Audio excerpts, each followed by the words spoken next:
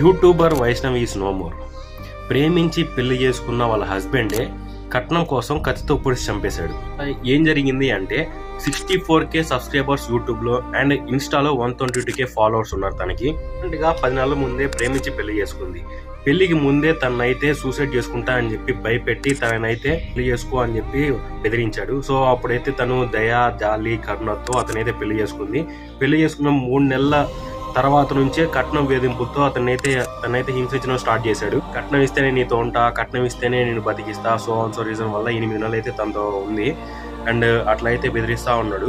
So last రీసెంట్గా వాళ్ళ అమ్మ నాన్న అయితే ఒక 5 లక్షలు పెట్టి ఫ్లాట్ అయితే కొనిచ్చి తన పేరు మీద రిజిస్ట్రేషన్ ఇచ్చారు. అది సరిపోక నాకు ఇంకా కట్నం కావాలని చెప్పి ఆమెనైతే వేధిస్తున్నాడు. అమౌంట్ ఇవ్వకపోయేసరికి అమ్మాయిని అయితే కత్తితో పొడిచి చంపేశాడు. సో నేను చెప్పేది ఏంటంటే, అమ్మాయిలు ప్రేమించేటప్పుడు చూసి ప్రేమించండి అండ్ అతని క్యారెక్టర్ గురించి మొత్తం